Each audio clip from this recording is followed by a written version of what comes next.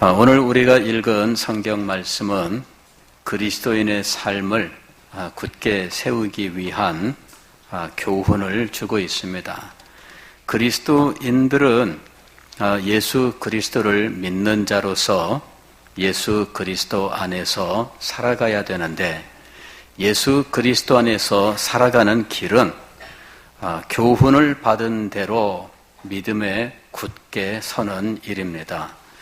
7절 말씀 보면은 그 안에 뿌리를 박으며 세움을 받아, 즉 예수 그리스도 안에 믿음의 뿌리를 내리고 세움을 받아 교훈을 받은 대로 믿음에 굳게 서서 감사함을 넘치게 하라.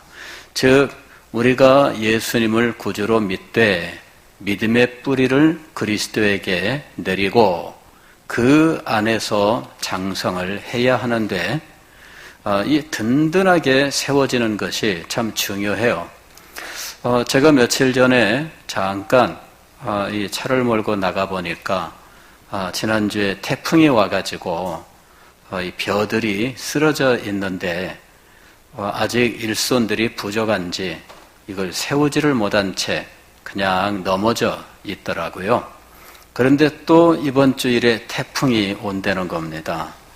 남해안에 상륙할 것으로 이렇게 예보를 하는데, 아마 수요일날, 화요일날 오후부터 태풍 영향권에 들어가고 수요일날 저녁 때 아마 부산 쪽으로 이제 지나가고 목요일 새벽에 동해안으로 빠져나간다, 이러는 상황이더라고요. 그래서 수요일날 저녁 되면 우리 서기현 연합 부흥사경의 예배 시간인데, 그 시간에 태풍 지나가고, 이거 무섭겠다, 이런 생각이 들었어요. 그래서, 참 태풍 오는 거 비켜가도록 기도해야 된다 하는 생각이 들었습니다. 태풍을 가로막고, 하나님께서 역사하시도록, 기도해야지.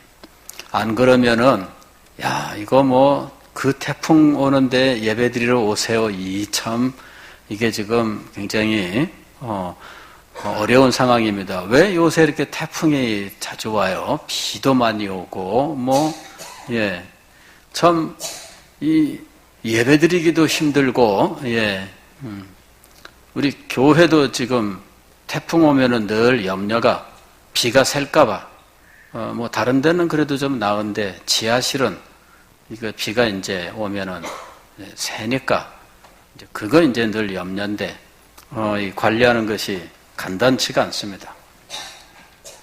자, 그런데 우리의 믿음의 삶에도 이런 태풍들이 계속 밀려들고 있다 하는 것이죠. 그래서 굳게 서는 것이 정말 중요해요. 굳게 서지 못하면 바람에 넘어진 벼처럼, 그냥 바람에 모든 이 사과, 배, 이런 과일들이 우수수 떨어지는 것처럼 말할 수 없는 피해가 온다는 거죠. 우리 믿음의 삶에도, 우리 교회에도 이런 태풍의 영향이 있어서 우리의 믿음을 지키기도 힘들고 우리 교회도 유지하기가 힘든 상황이 얼마든지 찾아옵니다. 교회 역사 속에는 이런 순간들이 계속 반복되었어요. 우리는 지금 우리 시대만 그럴 거라고 생각하지만 실제로는 그렇지 않습니다. 교회 역사를 보면은 태풍이 밀려와서 교회 자체가 어려움을 겪고 성도들의 믿음이 쓰러지고 하는 일들이 있었는데, 우리 시대가 겪는 일은 이제 과거 시대가 겪었던 것과는 이제 좀 성격이 달라요. 그러나 분명한 것은 교훈을 받은 대로 믿음에 굳게 서서라고 하는 이 원리는 동일하다 하는 거예요. 교훈을 받은 대로입니다. 교훈을 받은 대로. 즉 그리스도의 말씀, 하나님의 말씀, 그 교훈을 받은 대로 믿음에 굳게 서라. 시대는 바뀌고 도전은 바뀌어도 우리가 굳게 서야 될 것은 믿음이에요. 그리고 믿음은 교훈에 근거하고 있습니다. 교훈이 없다면 믿음이 제대로 설 수 없어요. 그래서 항상 도전은 어디에 오고 있느냐 하면 교훈에 오고 있는 거예요. 교훈에 계속적인 도전이 있는 거예요. 오늘 말씀도 보면 이렇게 돼 있어요. 8절 보면은 누가 철학과 헛된 속임수로 너희를 사로잡을까 주의하라 그랬습니다. 교훈을 흔들어 놓는 것은 철학과 헛된 속임수예요. 이 철학과 헛된 속임수, 이것은 사상에 해당되는 거죠. 사람을 묶어 놓는 것은 무엇일까요? 사상에. 사람을 잡아갈 수 있다면 몸은 잡아가도 사상을 잡지 못하면 사람을 잡아갈 수가 없어요. 오늘 우리들이 경험하고 있는 일이 이거예요. 우리의 자녀들의 몸은 교회에다가 묶어 놓을 수 있는데, 그것도 잠시 묶어 놓을 수 있는데, 자녀들의 마음, 그 사상을 사로잡지 못하기 때문에 우리는 아이들을 결국 뺏기고 마는 거예요. 여러분, 아이들이 독립할 수 없을 때에는 묶여 있어요. 부모들이 고등학생 때까지는 붙잡아 놓을 수 있어요. 그러나 이 아이들이 아르바이트를 해서 먹고 살 수 있을 상황이 되면 부모들이 더 이상 잡을 수 없습니다.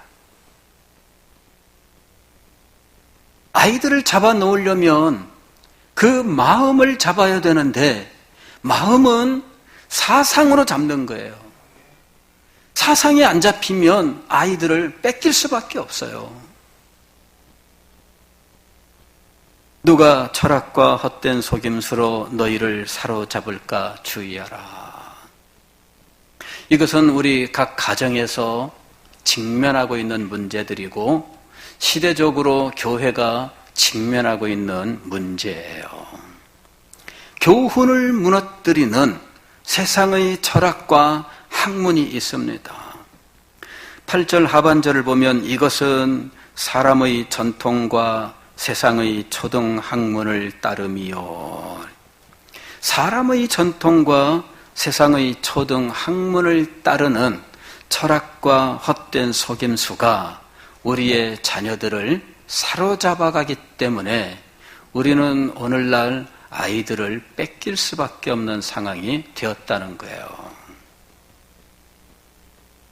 주의하라 이렇게 돼 있죠.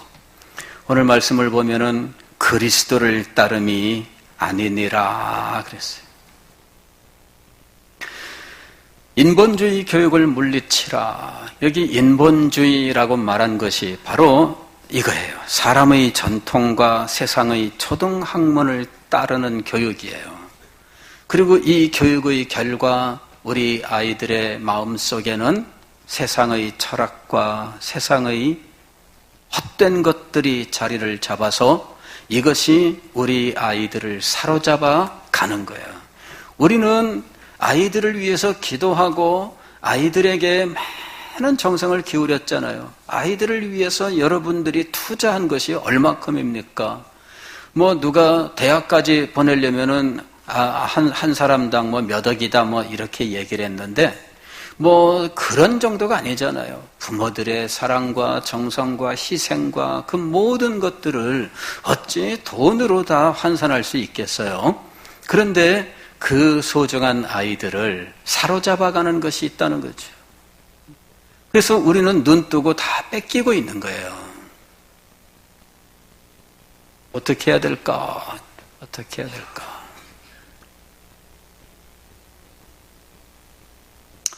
우리는 먼저 이 세상을 이해를 해야 돼요. 세상의 철학과 세상의 헛됨에 대해서 우리가 좀 이해를 해야 됩니다. 인본주의라는 말을 썼는데 인본주의라고 하는 것은 영어로는 휴머니즘이에요. 휴머니즘. 이 휴머니즘은 인간 중심주의라는 겁니다. 인간 중심주의. 휴머니즘 할 때 휴먼이란 말은 사람이란 말이에요. 사람. 그래서 이 휴머니즘은 사람 중심주의, 인간 중심주의예요. 사람이 제일입니다. 그건 굉장히 감동적이잖아요. 그런데 이 사람이 제일입니다, 사람이 중심입니다 라고 하는 것이 현재 이 세상의 주도적인 사상의 원리예요.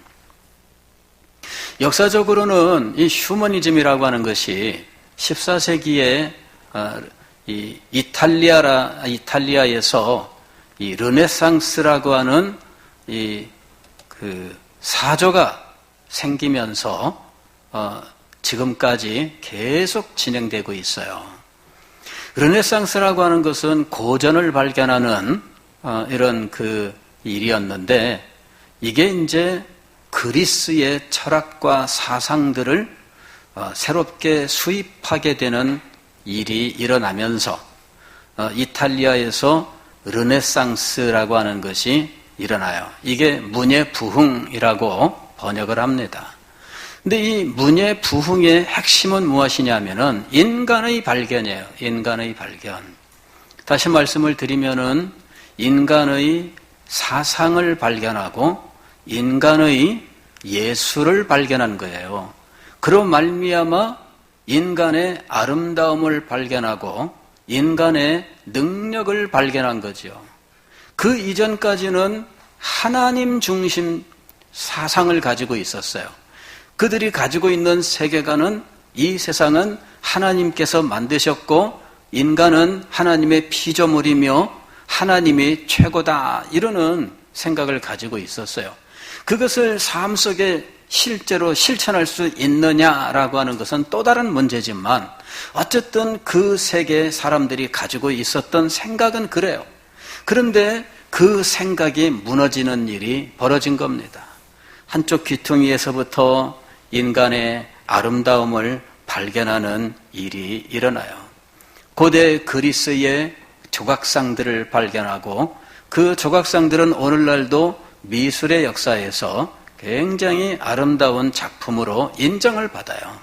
그러면서 그 조각품에서 묘사하고 있는 인간의 아름다움, 남성을 조각했다면 남성의 우락부락한 근육, 이 인간의 미, 그럴 때 인간 미의 균형, 조화, 이런 것들을 발견하는 거죠.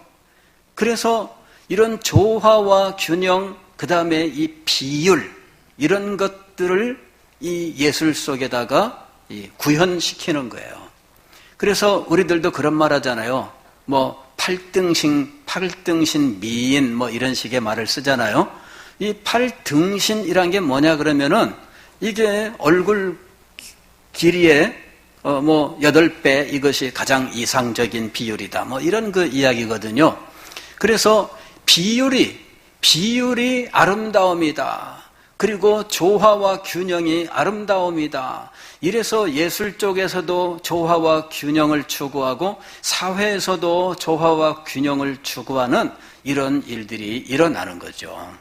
그러면서 인간의 아름다움, 여성도 마찬가지예요. 여성의 몸의 아름다움, 이제 이런 것들이 표현되는 거죠. 그래서 남성의 몸의 아름다움, 여성의 몸의 아름다움 같은 것들을 이제 표현하는 시대가 됐어요.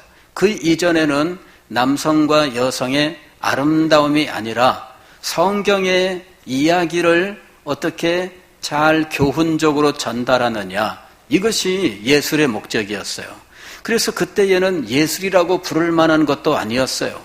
그러나 문예부흥 이후에는 성경의 이야기를 그리더라도 거기에 등장하는 남성과 여성들을 이제 가장 아름다운 모습으로 표현하기 시작을 한 거예요. 그래서 성경 이야기가 중심이 아니라 그 이야기 속에 등장하는 남성과 여성의 아름다움이 강조되는 시대가 된 거죠. 그 다음에 또 다시 이후에 발견한 것은 무엇이냐면은 인간의 능력을 발견합니다. 인간의 능력 가운데서 가장 먼저 발견된 것이 무엇이냐면은 지성이에요, 지성. 인간 지성을 발견해요. 지성의 능력을 발견합니다. 인간의 이성이 얼마나 대단한지, 이성을 신뢰하고 이성을 바탕으로 해서 인간의 능력을 더 키워나가는 이런 일들, 그것이 지금까지 계속되고 있는 거예요. 그리고 계속해서 인간의 또 다른 능력들을 발견해요. 인간의 감성을 발견하죠. 감성의 능력, 감수성이라고 하는 거죠. 그래서 인간의 감성의 능력을 발견하고, 그리고 지금은 어떤 능력을 강조하는 시대가 되었느냐 하면 상상력의 능력을 강조하는 시대가 됐어요. 지금은 가장 각광받는 게 상상력이에요. 그렇다고 해서 어떤 이성이 필요 없다, 그게 아닙니다. 그런 것들은 이미 확고한 기반이 있어요. 상상력은 블루오션이야. 지금은 상상력이 뛰어난 사람들이 앞으로 각광받는 시대, 그게 이제 지금이에요. 지금 현재 시대예요. 창의력, 창조력 뭐 이렇게 얘기하고 있죠. 그 전통적으로는 IQ가 제일 탁월한, IQ를 제일 중요하게 여겼어요. IQ는 뭐냐면은 지적 능력이죠. 이게 지성적인 거예요. 그 다음에 강조됐던 것이 EQ입니다. EQ. 이게 감성적인 거예요. 정서적인 거예요. 그 요새 한동안 또 강조됐던 거는 뭐 사회성, 사회적 감수성에 대한 사회성 지수. 그 다음에 누군가는 또 뭐 도덕성 지수 이런 말이 있는데, 지금 현재 시대적으로는 상상력, 상상력 지수, 이거를 지금 제1로 치는 거예요. 그래서 지금은 이 과학도 판타지로 넘어갔어요. 과학을 우리는 과학인 줄로 아는데 실제로 현대 과학은 판타지예요. 그래서 온갖 종류의 상상을 가지고 가설을 세우고 그 가설을 주장하는 시대가 된 거예요. 그래서 이런 가설들 이야기를 들으면은 이게 과학인지 소설인지 이게 의심스러워요. 그러나 그런 소설을 과학으로 말할 수 있는 많은 현상들이 자연 속에 존재하고 있어요. 그래서 누구도 이것이 그렇다고 확신하지 못하지만 아니라고도 확신하지 못하는 상황. 왜? 모르니까. 서로 모르니까 아니라고도 말할 수 없어요. 예. 그래서 지금 과학은 완전히 판타지의 세계로 넘어갔어요. 그러니까 누가 더 상상할 수 있느냐, 누가 더 기발난 상상을 하느냐의 어떤 각축장이 되어 있는 거예요.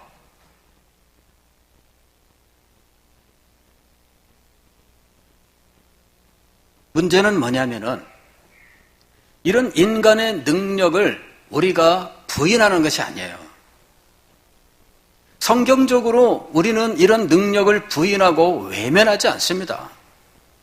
문제는 이런 능력을 인간에게 주신 하나님을 외면하고 있는 이 시대, 이 세상에 대한 거예요. 인간의 능력을 개발하고 이것을 발전시키는 것은 우리들도 찬성해요. 아니, 성경적으로 우리가 이것을 해야 되는 사명을 가지고 있다, 이렇게 가르쳐요.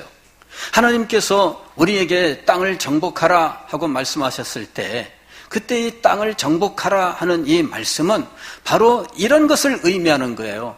우리 인간이 가지고 있는 능력을 최고로 발휘를 해서 하나님께서 창조하신 이 창조 세계를 하나님의 뜻으로 아름답게 다스려라 하는 것이죠.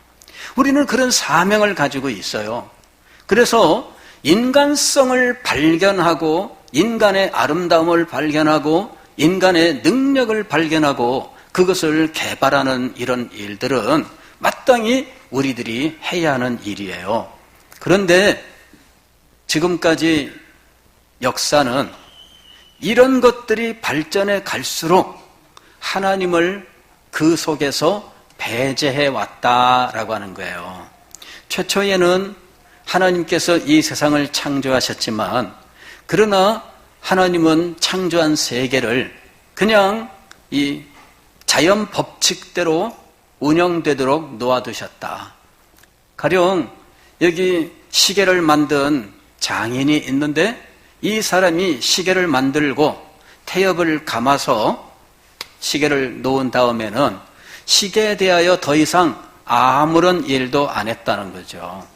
하나님도 이 세상을 창조하셨지만 그러나 창조하신 이후에는 자연 법칙이라는 태엽을 감아 놓으시고 그냥 가만히 계셨다는 거예요. 그래서 이 세상은 하나님과 상관없이 자연 법칙에 의하여 굴러간다 이렇게 얘기한 거죠. 즉 이 세상에서 하나님의 섭리, 하나님의 간섭을 배제한 거예요. 인간의 상상, 인간의 그 사상 속에서 하나님이 이제는 더 이상 자리 잡을 수 없게 된 거예요. 하나님은 이제는 그냥 어디 가셔서 편안하게 계시지 창조된 이 세계와는 상관없이 계신다라고 하는 거죠. 그러니까 우리는 지금 하나님이 없이 이 세상의 법칙 속에서 살아가면 된다는 거예요. 그러니까 하나님이 없이도 얼마든지 이 세상의 삶을 살아갈 수 있다고 믿은 거죠.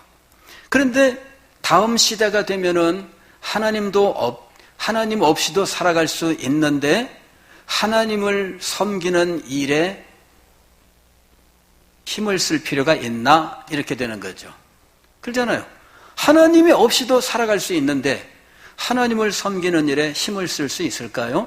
결국은 인간의 생각 속에서 하나님이 사라지고 삶 속에서 하나님이 사라지는데 이것이 실제 우리의 삶 속에서는 교회가 인간의 삶의 중심에서 점점 이제 외곽으로 밀려나가는 것으로 나타나는 거예요.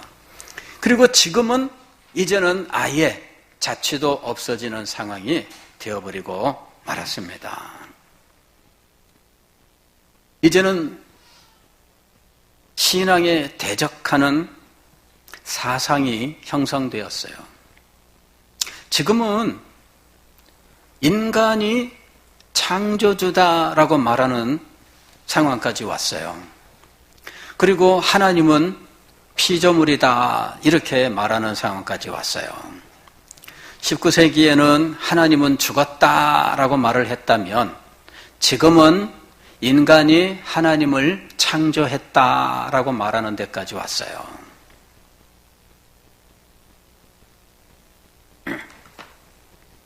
그리고 그렇게 말할 수 있을 만큼 인간들은 엄청난 일들을 지금 하고 있습니다. 아마 여기 계신 분들도 경험할 수 있을 거라고 생각을 해요.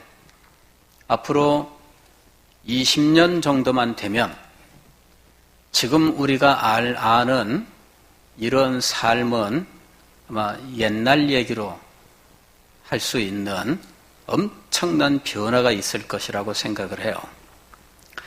사실 제가 1990년, 1980년 이때 생각을 해보니까 지금하고 엄청나게 달라요. 그죠?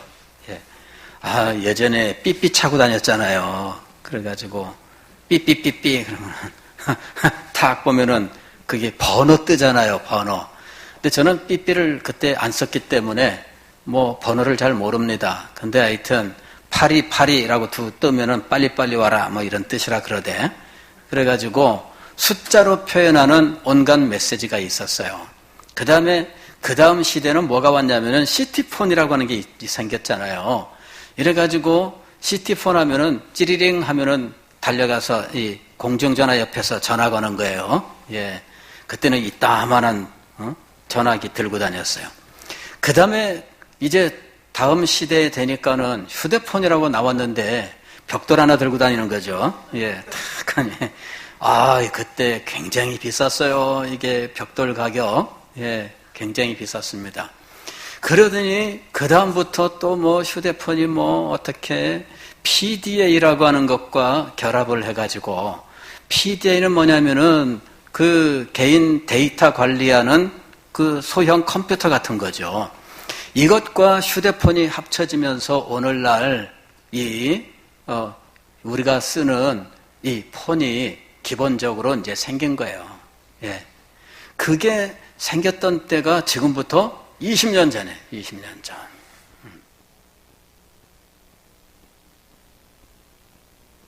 지금은 내비게이션이 어디나 다 있어요. 폰에도 있고, 자동차에도 있고, 내비게이션. 그 당시에 내비게이션, 이거 아주 20년 전만 해도요, 이거는 군대에서나 쓰는 거였어요. 일반 사회에서는 초기, 아주 초창기에 제가 내비게이션을 노트북에다가 깔았는데, 안테나를 사가지고 연결을 하고 노트북에서 내비게이션을 썼는데, 이 경북 예천의 시골 산골짜기에 그 문상하러 갔는데 이걸 가지고 갔어요.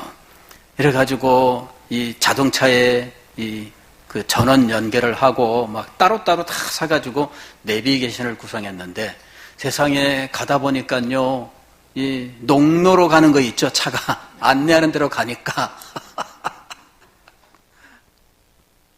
이거 맞아? 그랬더니 딱 그 집까지 도착하더라고. 예? 누구 집이냐? 우리 정영숙 권사님 댁에, 과거에. 야, 그 시골이대. 근데 거기를 농로로 갔어요. 거기 경운기만 가는 곳으로. 근데 신기하게도 내비게이션이 그걸 안내하는 거 있죠. 안 그랬으면 못 찾아갔겠더라고. 제가 가보니까 이걸 어떻게 찾아가요? 설명만 들어가지고 거기가 삼거리 있죠. 그런데 뭐 삼거리를 어떻게 알겠으며, 예? 그러니 그걸 어떻게 찾아가요? 20년 전에 그걸 가지고 찾아간 거예요. 근데 지금은요, 세상에 내비게이션이 없는 곳이 없어요. 20년 후에 우리의 삶이 어떨까요?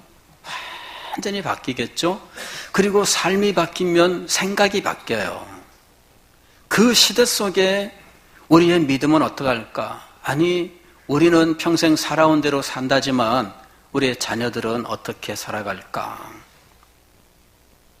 염려가 많아요.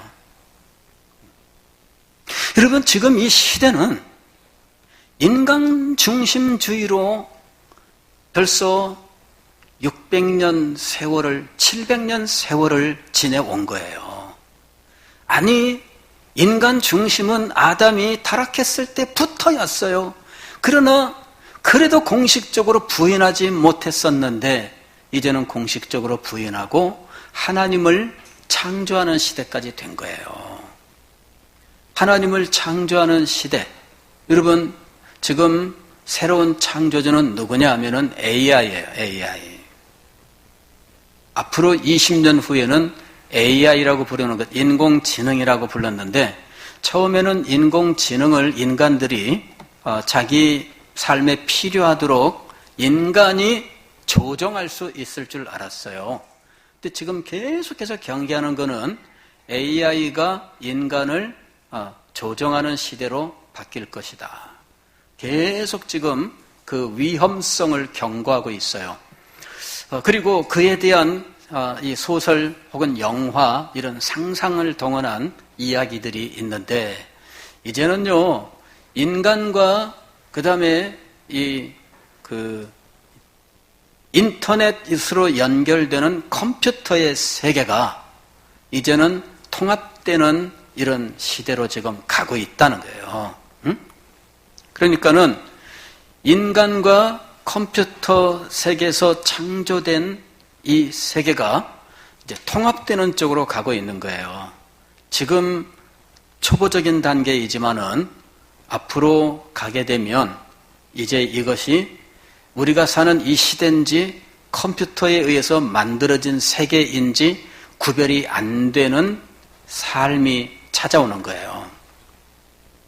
그 다음에 거기서 조금 더 가게 되면 인간의 의식과 컴퓨터 세계가 연결이 되는 거예요.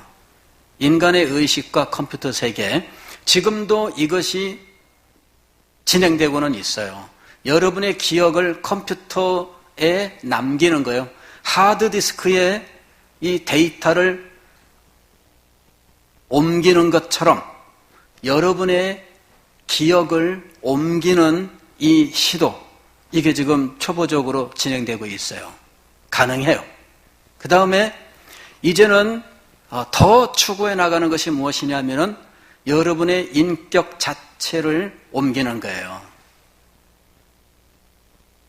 여러분의 인격이 옮겨지면 여러분은 육체가 없는 가운데 의식만으로 존재하는 자리까지 나갈 수 있다. 여러분, 이게 지금 과학이에요. 과학을 제가 판타지라고 말하는 이유가 있습니다. 소설 속에서는 이미 다 이루어져 있어요. 판타지 소설 속에서는 지금 다 이루어져 있어요. 그런데 이런 일들이 지금 계속해서 인간이 추구해 나가는 방향이에요.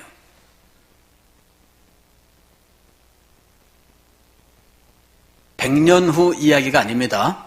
100년 후 이야기가 아니라 오늘 중고등부에 있는 우리 아들, 딸들이 20년 후에 겪게 될 상황이에요. 이런 것들을 막을 수 있을까요? 막지 못해요. 그러면 이러한 흐름 속에서 우리는 우리의 자녀들을 어떻게 지켜야 할까 하는 거죠. 말씀을 보세요. 교훈을 받은 대로입니다. 교훈을 받은 대로. 이거를 위해서 우리가 지금 우리의 가진 모든 역량을 투입해야 돼요. 지금 다른 것을 할 상황이 아니에요, 사실은.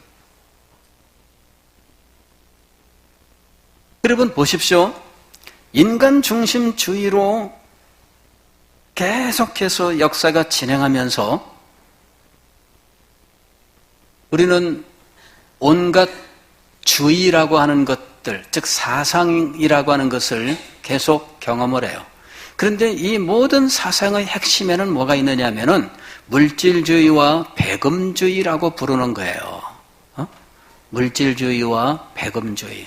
이게 같은 의미로 쓰이잖아요. 그리고 이것이 점점점 발달해서 지금은 어디까지 갔느냐 하면 물신주의라고 하는 데까지 간 거예요. 물신주의. 다시 말씀을 드리면은 이 세상에 어떤 재물 혹은 돈 혹은 명예 이런 것들을 추구하는 것들이 이제는 하나의 신앙이 된 거예요. 그것 자체가 신이 된 거예요. 신. 즉 숭배의 대상이 된 거죠. 근데 성경은 이미 이것을 가르쳤어요. 탐심은 곧 우상숭배니라. 이미 우상은 우리의 몸 밖에 있는 것이 아니에요.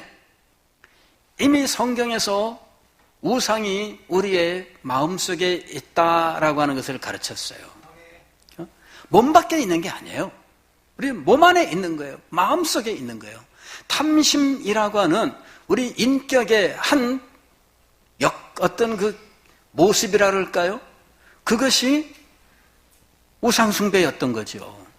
그러니까 우상이라고 하는 것은 이 우라고 하는 거는 이 꼭두각시를 말하는 겁니다. 인형 이런 것들을 우라고 부르는 거예요.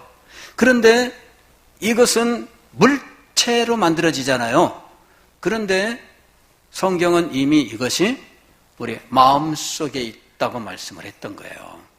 그런데 우리는 오늘날 이것을 목격하는 겁니다. 이 물신주의라고 하는 것으로. 그리고 이 물신주의는 이 세상의 어떤 쾌락과 평안과 혹은 만족을 얻기 위하여 아주 필수적인 것이 되어 있어요. 이것을 약속해요. 돈만 있으면 무엇이든 할 수 있다. 이런 것들.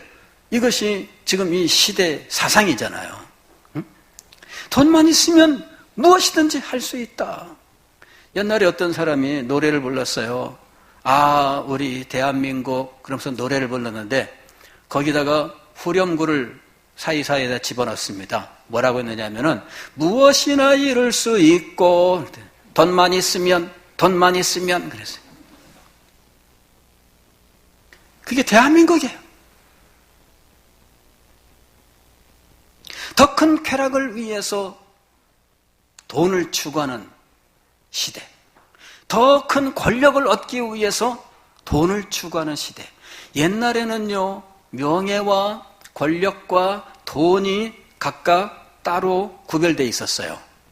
명예를 얻는 사람은 돈에 초연해야 되고, 권력을 가진 사람도 돈을 탐하지 아니하며, 이런 어떤 그 정신이 있었어요. 지금은 그렇지 않습니다. 권력을 가졌든지, 명예를 가졌든지, 무엇을 가졌든지, 이것을 가지면 반드시 확보하고자 하는 것이 있는데, 그게 뭐예요? 돈이에요. 그게 지금 시대예요. 왜? 돈이 있어야 명예를 지킬 수 있고, 돈이 있어야 권력을 지킬 수 있고, 돈이 있어야 그 무엇이라도 할 수 있기 때문이에요. 그래서 지금은 돈이 어느 누구에게나 최고인 시대가 된 거예요. 앞으로 시대가 바뀌어도 그 시대에 맞도록 누리기 위해서는 아마 돈을 추구하는 일은 결코 없어지지 않을 것이다. 이렇게 봅니다. 자, 그런 속에서 교육받은 우리의 자녀들은 어떻게 될까? 사실은 우리 신앙이 이 사회에서 사상의 영역에서 이 배척을 당하고 쫓겨난 지 오래됐어요.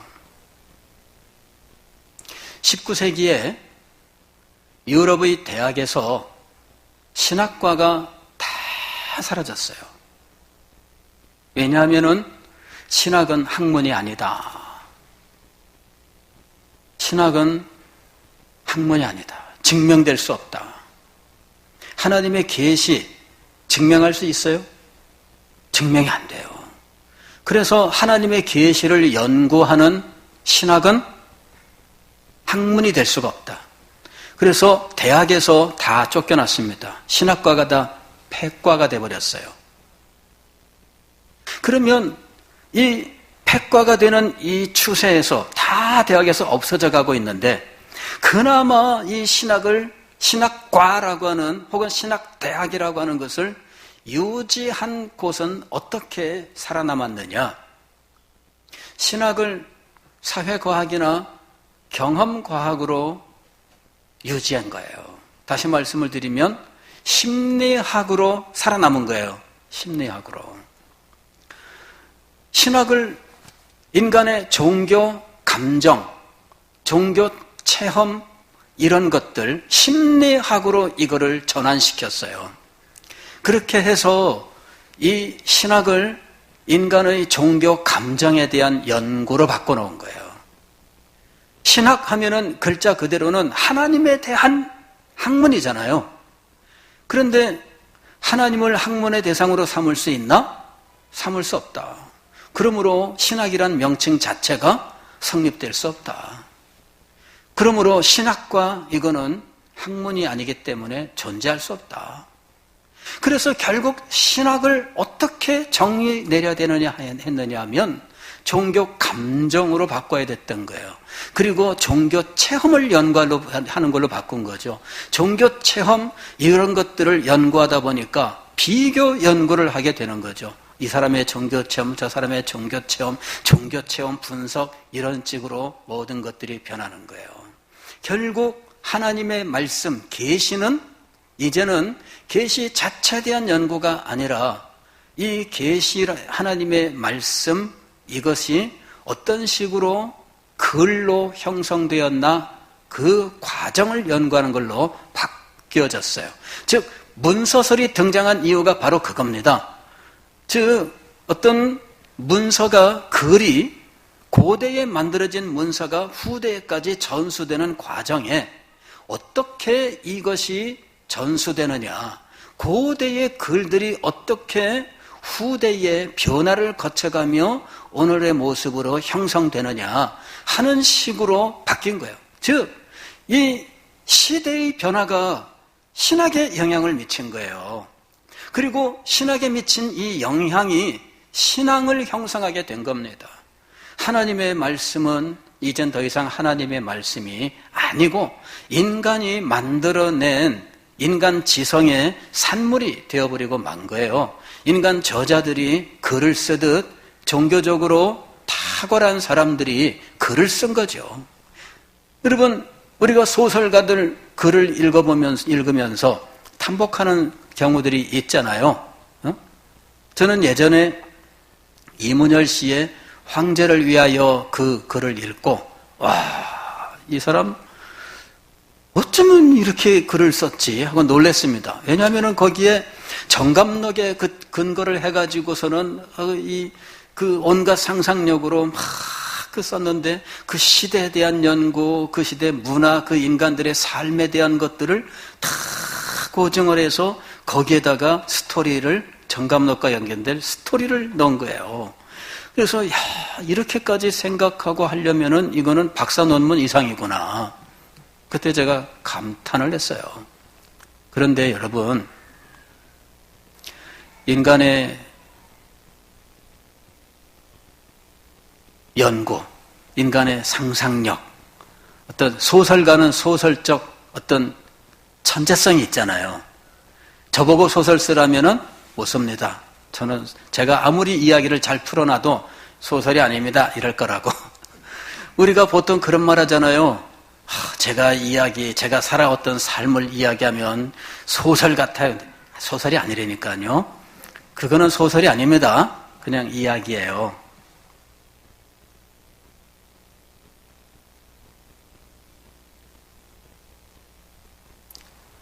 신학도 마찬가지예요.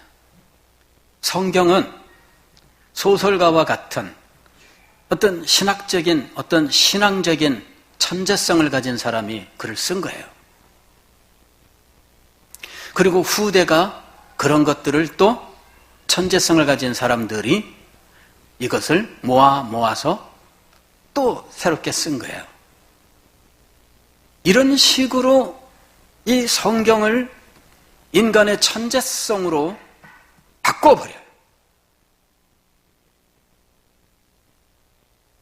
그러니 이 성경이 하나님의 말씀일 수는 없죠.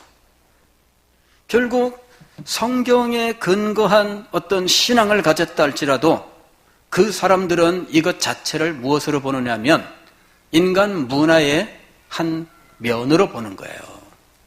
절대적인 신앙이 아니에요. 인간 문화의 하나예요. 조상 때부터 믿어온 문화일 뿐입니다. 그래 자기도 그 문화 전통 속에 있어요. 그 전통을 내가 존중하기 때문에 그 신앙을 가지고 있을 뿐이에요. 절대적으로 하나님을 믿기 때문에 신앙을 갖는 게 아니에요. 전통을 중시하는 거예요. 유럽 사람들이 전통을 얼마나 중시하는지 아십니까? 즉 그들의 신앙은 믿음이 아니라 전통이에요. 그런데 오늘 우리는 어떠냐? 우리는 전통조차도 없어요. 우리는 전통을 파괴하는 특성을 가지고 있어요. 모든 걸 다 폭파시키면 끝나는, 속 시원해하는 그런 문화를, 마음들을 가지고 있어요. 아파트 50년 되면 폭파, 아니 20년만 돼도 다 해체. 우리는 다 해체해버리는 거예요. 그래서 전통 중시 이거 없습니다. 그냥 전시용 전통은 있어요. 과거에 전통문화 개발해가지고 온갖 종류의 굿을 개발했는데, 그렇죠? 예? 대한민국의 전통하면은 굿을 개발하는 거예요. 수백 개의 굿을 개발했어요. 근데 그 굿이 살아있는 굿이냐? 아닙니다. 보여주기 위한 것이에요. 우리는 전통이 없어요. 그래서 신앙 전통조차도 우리는 유지할 수 없는 문화를 가지고 있습니다. 우리나라가. 유럽은 기독교가 문화 전통으로라도 남아있어요. 그리고 사람들이 전통 중시, 500년, 600년 된 것들을 그대로 유지하는 전통적인 이런 마음들을 가지고 있어요. 그러나 우리는 그것조차도 없어요. 없어지면 다 폭파시키고 사라지는 특성이에요. 여러분, 제가 이 미래 교회에 대해서 생각을 하고 고민하면서 이 어떻게 해야 될까? 미약한 저 혼자는 이런 것들을 어떻게 할 수가 없어요. 그냥 우리 서대신 교회만의 문제는 아니에요. 우리 교회가 직면할 일이긴 해요. 그러나 우리 시대 우리가 함께 호흡하는 이 대한민국 교회가 다 경험할 문제예요. 어떻게 해야 될까? 여러분, 기도 제목입니다. 네, 이거 정말 기도 제목입니다. 기도 제목이에요. 길을 발견해야 됩니다. 대학에서 기독교가 신학이 학문적으로 밀려났어요. 그리고 신학대학은 학문과 상관없이 교회를 위하여 존재하게 됐어요.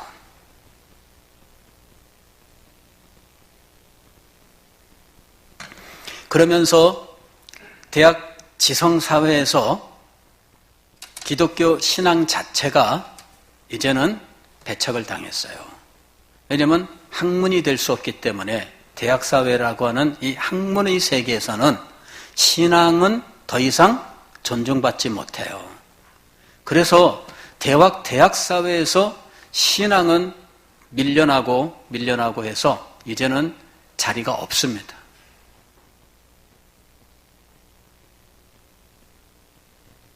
그런데 그 대학사회에서 지성을 가지고 신앙생활을 하고 이것을 지성적으로 자리를 잡게 만드는 일이 있었어요.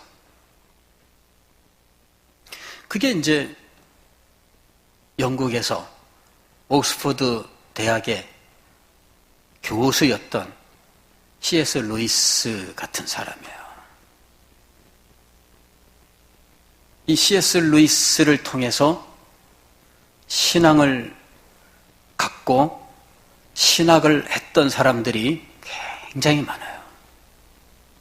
그래서 이 현대 지성사회에서, 즉 우리나라의 문제가 아니고요, 유럽에서입니다.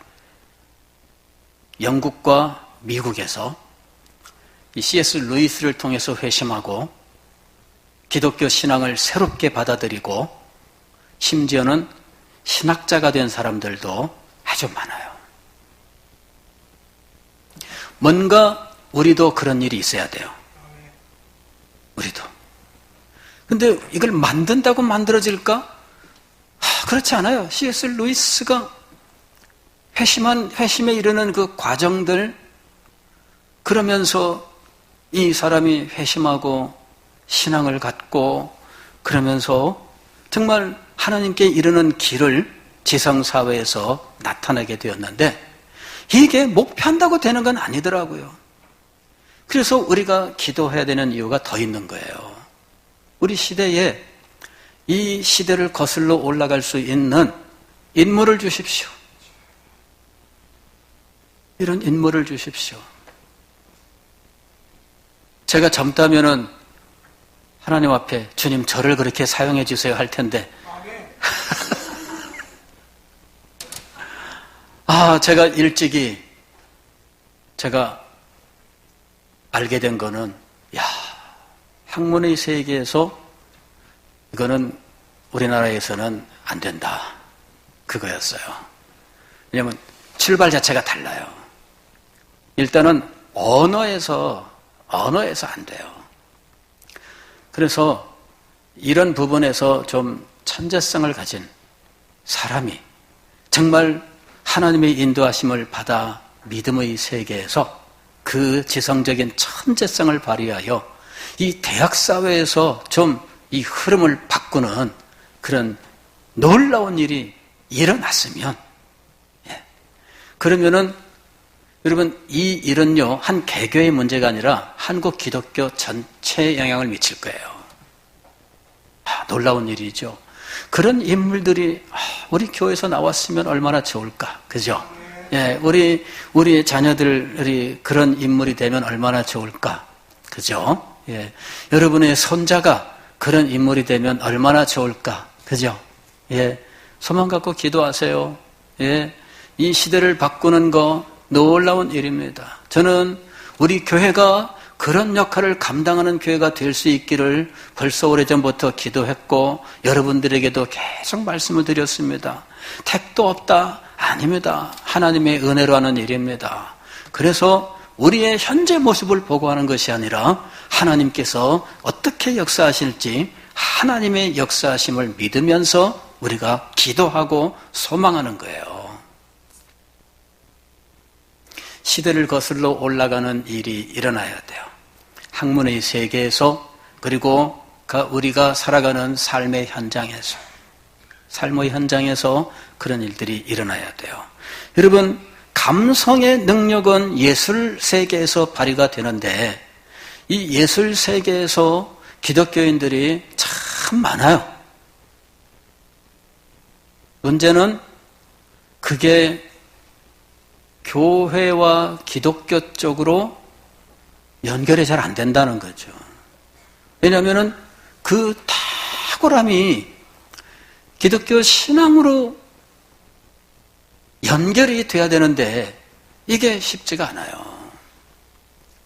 그 CCM 가수를 하다가 오랜 동안 CCM 가수로 있다가 대중 가요로 전향을 해서 양쪽으로 다 겸해서 활동하는 인물이 있어요.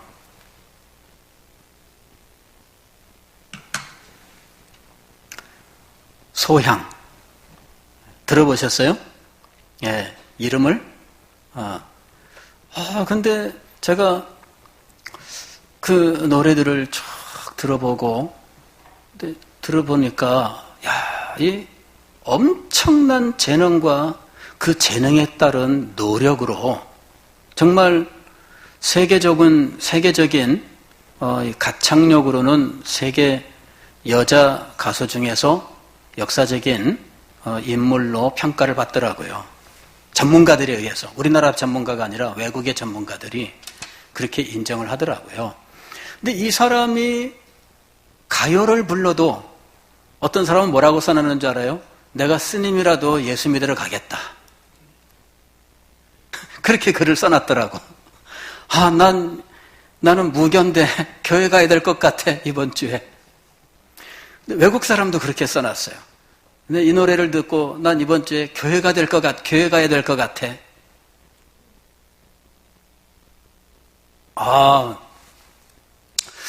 예술의 영역에서도 뭔가 인물이 나와야 돼요. 그죠? 인물이 나와야 됩니다.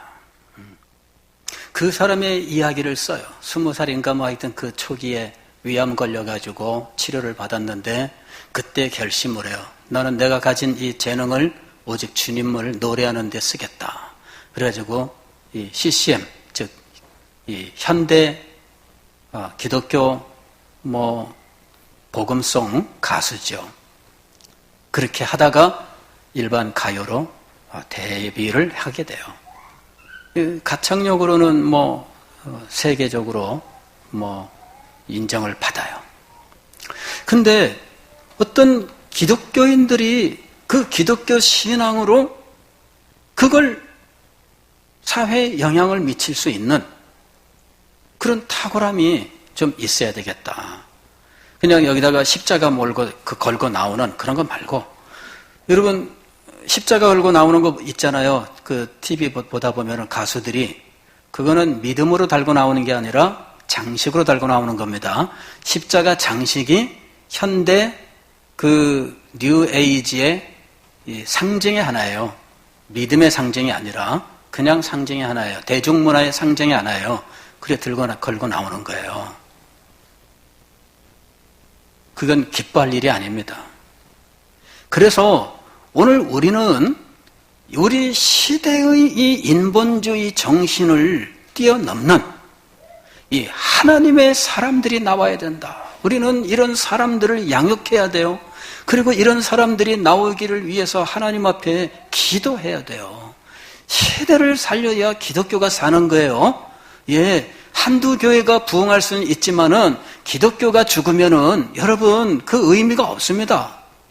기독교가 살아야 돼요. 그래서 여러분 기독교 신앙이 대학 사회에서 새로워져야 되고 대중문화 속에서 새로워져야 돼요. 기독교 신앙이 과거의 영역에서 새로워져야 돼요. 이런 놀라운 일들이 일어날 수 있어야 돼요. 그러기 위해서는 교훈을 받은 대로 이 믿음에 충실한 하나님의 사람들이 나와야 되는 거예요. 예? 우리의 자녀들이 교훈을 받은 대로 믿음에 굳게 서는 자녀들이 되어야 이 사람들이 무슨 공부를 하든 무슨 영역에서 쓰임을 받든 하나님의 놀라우신 은혜를 입지 않겠습니까? 여러분, 이게 우리의 기도 제목이 돼야 돼요. 이를 위해서 교회는 아낌없이 정말 모든 힘을 다 기울여서 투자해야 된다는 겁니다. 사랑하는 성도 여러분, 우리는 큰 틀로부터 시작을 합니다. 그리고 좁혀서 우리의 가정과 우리 교회와 우리 자신에게로 들어갈 겁니다. 큰 틀을 말씀을 드리고 있습니다. 이걸 이해를 해야 이제 비본격적으로 우리 가정과 우리의 삶을 다룰 수 있게 되는 거예요. 기도하겠습니다.